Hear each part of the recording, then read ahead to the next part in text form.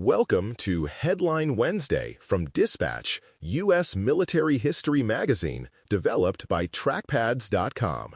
Each week, we take one pivotal moment from United States military history and follow it from the first warning signs to the final outcome. Today, we go to the mountains around the Chosin Reservoir in the Korean War for the story of the Breakout from Chosin. The cold came first, and it came hard. It settled into weapons, fingers, and faces along the narrow mountain road that ran from Hungnam back toward Hagaru-ri at the southern tip of the Chosin Reservoir. Marines moved in short, stamping steps to keep some feeling in their feet as the temperature plunged far below zero and the north wind slipped through every seam in a parka. The hills on both sides of the column rose as black, sharp shapes against a sky full of hard stars. Somewhere out in that darkness, Chinese bugles and whistles began to sound, thin and eerie in the frozen air. Truck engines coughed and sputtered in the cold, their headlights hooded or dimmed as they pushed through drifts and rutted ice. Riflemen rode on fenders and tailgates, scanning the ridgelines above, knowing that each cut in the road could become a choke point where a single stuck vehicle meant everything behind it was trapped. At intervals, a lone mortar round thumped out from a distant hill, followed by the flat crack of incoming shells searching for the line of march. When the first bursts walked into the road, men spilled from trucks and dived into the snow, breath burning in their lungs as they scrambled for what cover the ditches and banks could give. Far ahead and far behind that spot, other elements of the 1st Marine Division were fighting similar small battles just to stay in motion. A platoon holding a hilltop outpost watched shadows massing in the draws below, then felt the sudden rush of Chinese infantry charging across the snow in padded white uniforms that blended with the drifts. Down on the road, machine guns chattered in long, controlled bursts, tracers slashing upward as gunners tried to break up assaults before they could close with the column.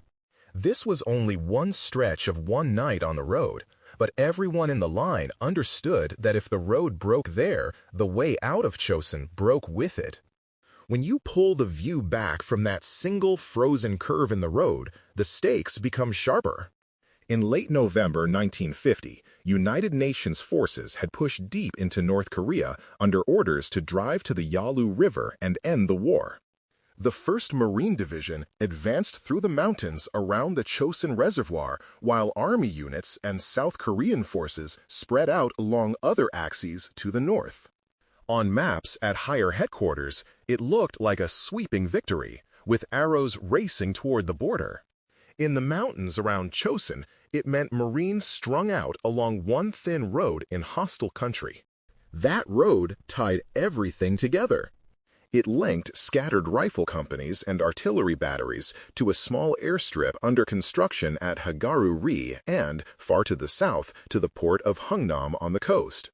There were almost no alternate routes, no easy bypasses if a bridge went down or a pass was blown. On paper, firepower and air support were supposed to compensate for those limits. On the ground, officers and enlisted Marines alike knew that if the road failed, radios and maps would not be enough to save them. Every turn, every bridge, and every village became part of a single, fragile lifeline.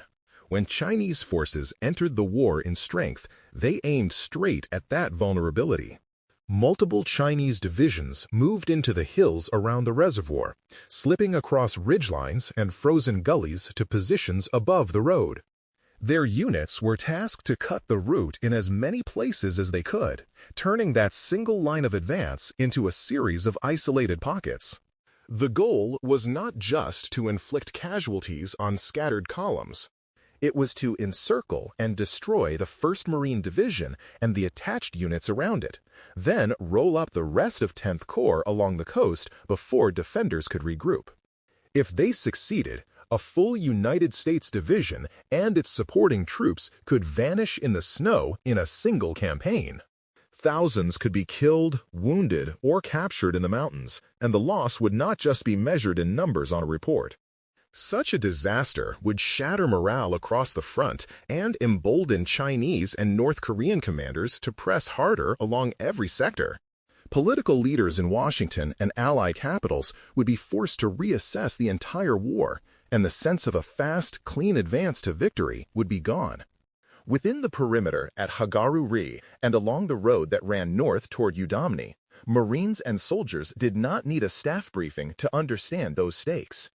They expressed it in simple terms that cut through all the maps and messages. If the road stayed open, they had a fighting chance to reach the sea. If it closed, they would freeze and bleed in place on the ridges and in the ditches where they stood. That reality made each hilltop, each hairpin turn, and each night attack along the chosen road worthy of a headline, then and now. Those stakes did not appear all at once on that frozen night. They had been building for weeks as orders, maps, and cautious warnings collided in the mountains of North Korea. To understand the breakout, we first have to understand how the 1st Marine Division ended up stretched along that single narrow road. The path to Chosin began with a clear directive to keep moving north.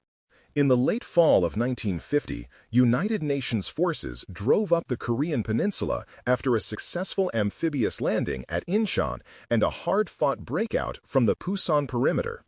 The 1st Marine Division came ashore on the east coast and started a slow, methodical advance inland, climbing through mountain valleys toward the reservoir.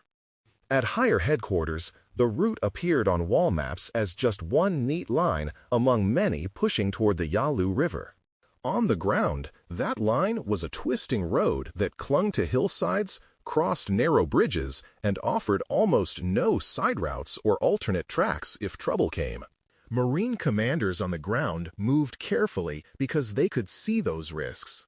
They insisted on securing key passes, building up supply dumps, and constructing an airstrip at Hagaru-ri even when that meant slowing the advance. Intelligence reports and patrol contacts suggested that Chinese forces were already in Korea in more than token numbers. Prisoners, tracks in the snow, and sudden night engagements all pointed to a much larger presence than some planners wanted to admit. Yet the pressure from above was to push forward, maintain momentum, and trust that superior firepower and air support would brush aside any resistance. On the other side of the lines, Chinese leaders studied the same terrain and saw opportunity rather than risk. They inserted entire field armies into the mountains, tasking divisions to move by night, hide by day, and occupy high ground along the likely avenues of advance. Around Chosin, that meant infiltrating regiments onto the ridges around Udamni, along the east side of the reservoir, and around the road junctions at Hagaru-ri and Kodo-ri. While Marine units dug in against the cold and tried to keep vehicles moving, Chinese units were digging fighting positions above the road, marking approach routes through gullies and saddles, and rehearsing night attacks meant to crack the line in multiple places at once. By the time the 1st Marine Division realized how many enemy units were in the hills, the trap was already closing. The division's infantry regiments were strung out over many miles of mountain road and frozen villages, with artillery, tanks, and service units threaded between them like beads on a string. East of the reservoir, an Army regimental combat team held an exposed position that would soon face its own crisis against encircling forces. Everywhere, supply depended on the same thin road and on an airstrip at Hagaru-ri that was only just becoming usable. In that setting, the order to continue north had quietly transformed into a struggle to avoid being cut off and destroyed in place. The battle broke fully open in the last days of November. On frigid nights when the temperature plunged and breath turned instantly to frost, Chinese bugles and whistles sounded from the dark slopes above American and Allied positions. At Udamni, where Marines had pushed furthest north and west, companies on the perimeter saw waves of white-clad figures rushing across the snow, using the night and the broken ground to close the distance. Machine guns and mortars tore gaps in the attacking lines, but more troops slipped through draws and ravines to strike from different angles. Platoons had to pivot, contract, and counterattack just to survive until morning. Along the road south toward Hagaru-ri, smaller units faced their own desperate fights that mattered just as much. A rifle company tasked with holding a hill that overlooked a crucial curve in the road found itself attacked from 3 sides, Chinese infantry climbing through the snow and firing from almost point-blank range.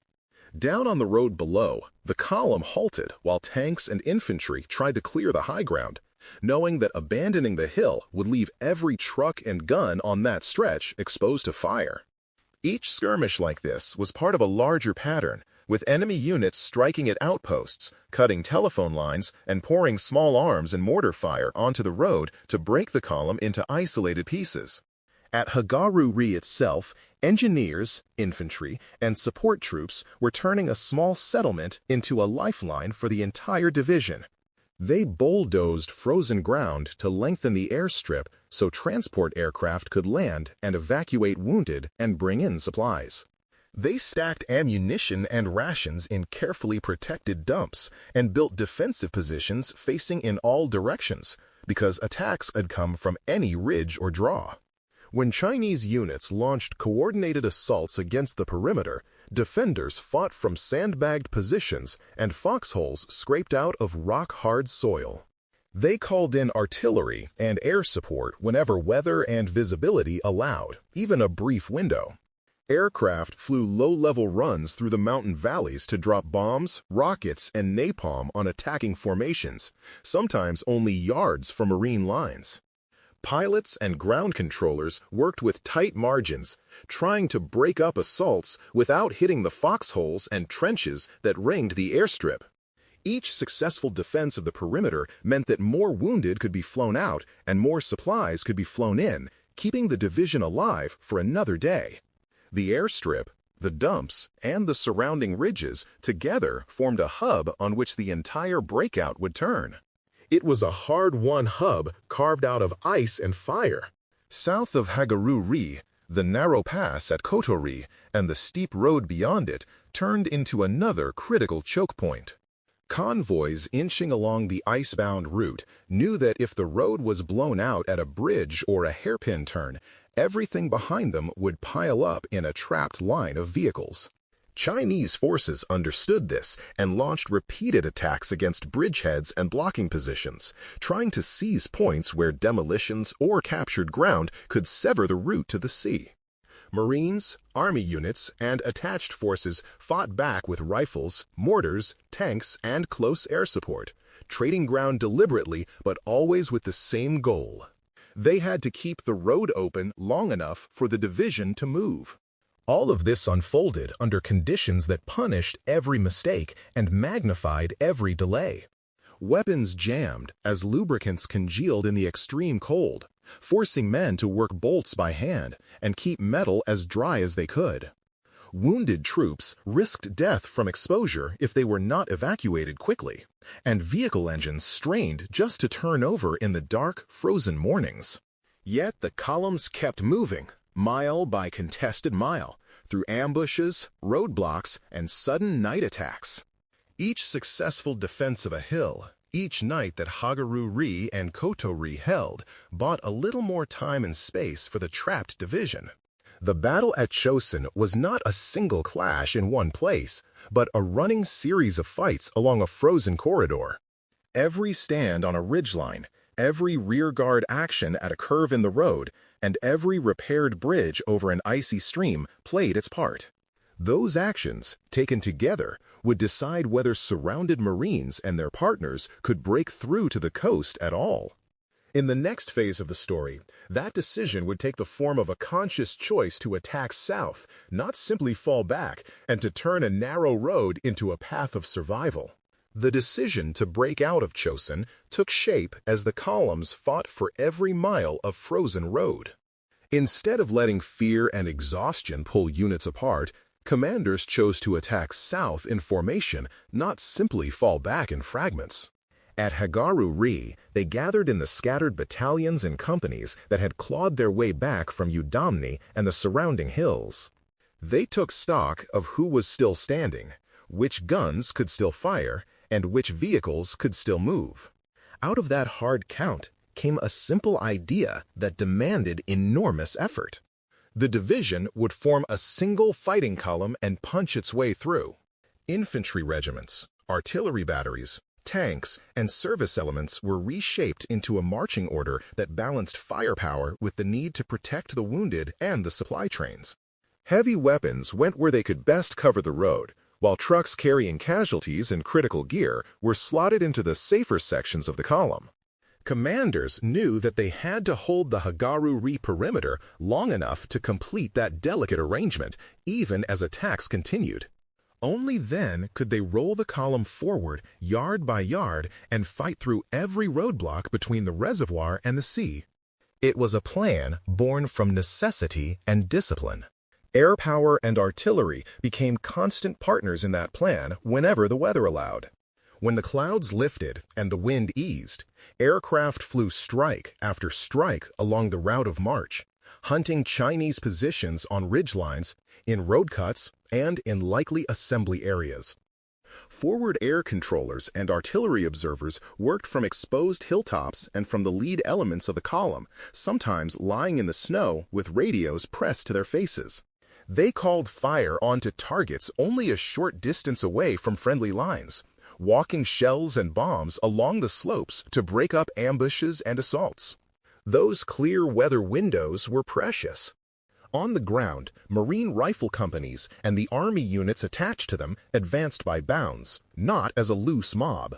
One group would move up to seize the high ground that overlooked a stretch of road, then dig in and cover the movement of vehicles passing below.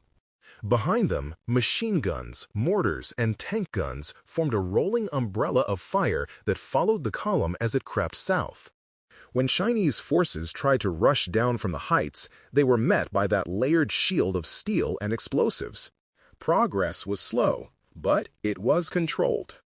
Each bound forward was earned. Underpinning the entire breakout was discipline and leadership at every level of the division. Company commanders kept their units together in the dark and cold, even when visibility dropped and contact was lost for a time. Non-commissioned officers checked foxholes and snowbanks to make sure no wounded man was left behind, dragging or carrying those who could not move. Staff officers tracked casualties, vehicles, and supplies with as much precision as the conditions allowed, working to prevent the column from fraying into a panicked stream. Order had to hold. That order turned courage into results. Senior leaders chose their words as carefully as their routes. They spoke of attacking in another direction rather than retreating, turning the move south into an offensive act of will rather than a collapse. That mindset spread downward through officers and enlisted Marines alike. It mattered that they saw themselves as a division fighting through multiple enemy formations, not as fugitives running from disaster. In practice, they did exactly that. Surrounded on the map by several Chinese divisions, the 1st Marine Division and its partners carved a bloody path through, bringing their wounded, their dead, and their colors out of the mountains intact. When the last major elements of the division and its attached units reached the port of Hungnam, the immediate tactical result was plain. A force that had been surrounded in the hills had broken through to the sea as a coherent fighting organization rather than a shattered remnant. The cost was staggering on both sides. Casualties from combat and from the cold mounted, with Chinese units suffering heavily from exposure, logistical strain, and repeated failed assaults, as well as from bombs, shells, and bullets. For the United Nations, the breakout from Chosin did not erase the larger failure of the offensive toward the Yalu River. Front lines were pulled back, and the war settled into a long, grinding campaign closer to the original dividing line in Korea. Even so, the way the Marines and their partners came out of Chosin changed how the campaign and the wider war were understood. Instead of explaining the loss of an entire division, Allied commanders could count on an experienced, battle-tested formation they could redeploy. The evacuation from Hungnam lifted out not only combat units, but also thousands of refugees, filling transports with civilians who were fleeing the advance of opposing forces. That turned the port into a symbol of both military adaptation and humanitarian rescue under fire. Chinese commanders could claim a strategic success in halting the advance north, but they had paid for that success in enormous losses that would echo through their planning for the rest of the conflict. In the years that followed, the Chosin Reservoir campaign became a case study in cold weather operations, logistics under pressure, and fighting withdrawals. Marine schools and service colleges across the services used it to show how terrain, weather, and enemy decisions interact with leadership, training, and unit cohesion. In classrooms and on staff rides, instructors pointed to the frozen ridges, the narrow road, and the airstrip at Hagaru-ri as examples of how to think about risk and resilience. Veterans of the campaign, often calling themselves the Chosin Few, carried memories of frozen nights, sudden bugle calls, and long, dangerous miles of mountain road. Their stories reinforced a culture that prized endurance, improvisation, and a refusal to accept encirclement as defeat. For listeners today, the road out of Chosin still has lessons to offer. It shows how a unit can be outnumbered and outflanked, yet remain effective if leadership, logistics, and morale hold together under strain. It underscores the importance of preparing for extreme environments and of building plans that acknowledge how quickly momentum can reverse in war. It reminds us that behind every map arrow and campaign name are columns of real people moving through real cold, making choices that can turn a potential disaster into a story of survival. Those choices at Chosin still echo whenever soldiers, sailors, airmen, or Marines study how to hold a line under pressure. As you think about this campaign, you can hear narrated Headline Wednesday features in the Dispatch audio editions from Dispatch and trackpads.com, and you can find more conversation and daily facts in the United States Military History Group on LinkedIn. These stories are kept alive by the people who study them, share them, and connect them to their own experience. Headline Wednesday is developed by trackpads.com as part of Dispatch, United States Military History Magazine.